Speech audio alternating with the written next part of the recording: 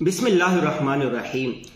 آج ہم بات کریں گے خلیفہ ثانی حضرت عمر فاروق رضی اللہ تعالیٰ عنہ کے قائم کردہ 45 یادگار محکمے اور قوانین کے بارے میں۔ وہ قوانین اور وہ محکمے جو حضرت عمر رضی اللہ تعالیٰ عنہ نے اپنی ذہانت، اپنی فطانت سے جاری کیے اور اس سے عالم اسلام کو، مسلمانوں کو بہت فائدہ ہوا، اور آج بھی ان میں سے اکثر محکمے اور قوانین پوری دنیا میں رائج ہے۔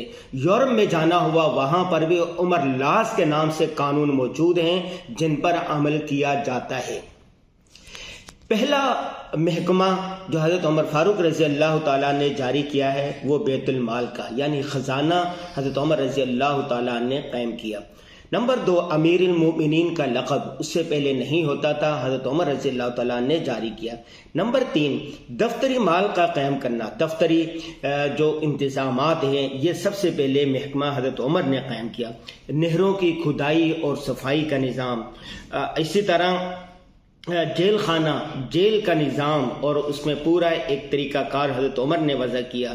جا بجا فوجی چھاؤنیوں کا قیام حضرت عمر نے کیا۔ راتوں کو گشت کر کے رعایا کی دریافت کرنا، خیریت دریافت کرنا، یہ مشہور واقعہ حضرت عمر رضی اللہ تعالیٰ عنہ گلیوں میں چکر لگا رہے تھے، کسی خاتون کو سنا کہ وہ کہہ رہی تھی اپنی بچی کو کہ جلدی سے پانی ملا دو، کہیں ایسا نہ ہو حضرت عمر رضی اللہ تعالیٰ عنہ یا اس کے نمائندے آ جائیں۔ تو حضرت عمر رضی اللہ تعالیٰ عنہ نے ماں بیٹی کا وہ مکالمہ سنا تو بیٹی کہہ رہی تھی کہ ماں اللہ تو ہمیں دیکھ رہے ہیں نا، حضرت عمر نہیں دیکھ رہے تو کیا؟ تو حضرت عمر رضی اللہ تعالیٰ نے اس گھر کو نشان لگا دیا اور بعد میں وہ جو خاتون تھی اس کے لیے اپنے بیٹے کا رشتہ بھیجا، اور اس کے بطن سے پھر حضرت عمر بن عبدالعزیز رحمہ اللہ پیدا ہوئے، جنہوں نے دنیا کی سب سے بڑی سلطنت قائم کی اور انصاف قائم کیا، اور ان کی سلطنت میں کوئی زکوٰۃ لینے والا نہیں ملتا تھا۔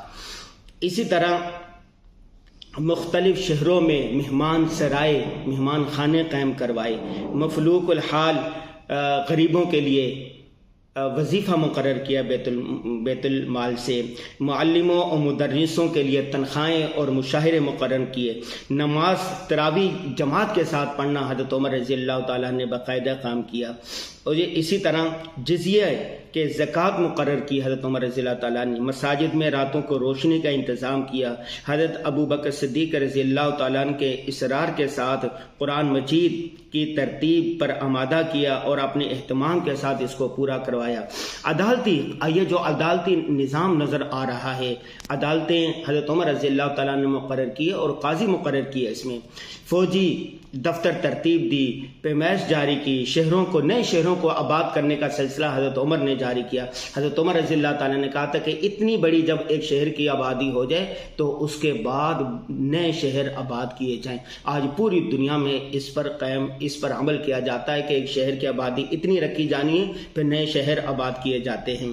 پولیس کا محکمہ جس پر پوری دنیا کا نظام چل رہا ہے وہ حضرت عمر نے قائم کیا، اور اسی طرح مکہ معظمہ سے مدینہ منورہ تک مسافروں کے لیے وہ جو مہمان خانے ہوتے ہیں، سراگاہ ہوتی ہیں، حضرت عمر نے مکاتب قائم کروائے، فرائض میں، اور اسی طرح 3 طلاقوں کو ایک ساتھ دی جائیں، اس بارے میں طلاق بائن قرار دیا، اس بارے میں یہ سارا یہ نظام جو تھا، یعنی 3 طلاقوں کو ایک ساتھ دی جائیں تو بائن قرار دیا، اور مساجد میں وعظ کا طریقہ کار بھی حضرت عمر نے قائم کروایا۔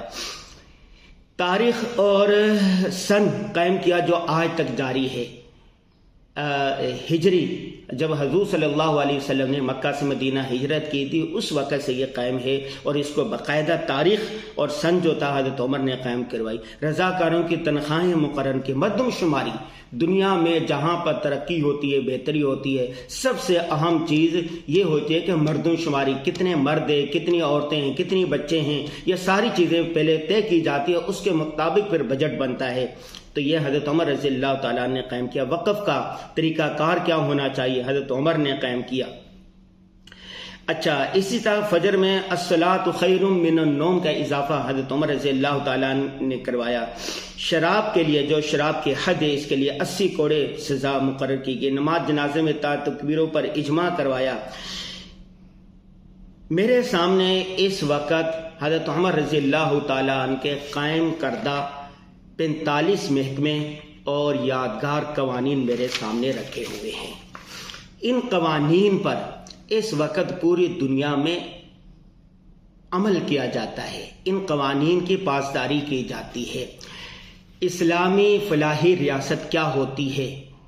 خلفائے راشدین کا دور، تابعین کا دور، حضرت عمر بن عبدالعزیز کا دور اس کی سنہری ترین مثالیں ہیں۔ یہ کہا جاتا ہے، آج بہت سارے لوگ کہہ رہے ہیں کہ ریاست میں مذہب کا عمل دخل نہیں ہونا چاہیے۔ اگر ریاست میں مذہب کا عمل دخل نہ ہو تو پھر پیچھے چنگیری رہ جاتی ہے۔ سیکولرزم کے نام پر، کیپٹلزم کے نام پر اور جدیدیت کے نام پر دنیا میں سب سے زیادہ قتل و غارت ہوئی۔ جتنی انقلاب چین ہو، انقلاب فرانس ہو، انقلاب امریکہ ہو، یہاں پر کروڑوں کی تعداد میں مسلمان قتل ہوئے۔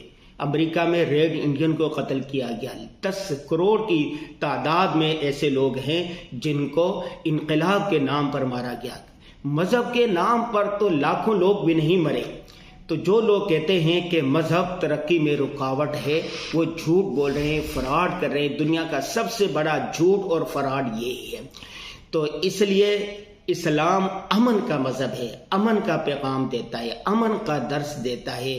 جو لوگ اسلام کی چھتری تلے آ جاتے ہیں وہاں پر امن قائم ہوتا ہے، وہاں پر خوشحالی آتی ہے۔ سب سے پہلے ابراہیم علیہ السلام نے امن کی دعا مانگی تھی، اور اسلام امن کا مذہب ہے۔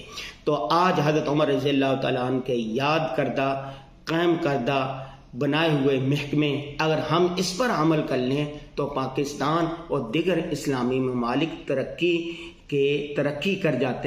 کر جائیں گے، اور اسی طرح مثالی امن قائم ہو جائے گا۔ خلیفۂ راشدین حضرت عمر رضی اللہ تعالیٰ عنہ کی سوانح حضور صلی اللہ علیہ وسلم کی سیرت کو عام کرنے کی ضرورت ہے۔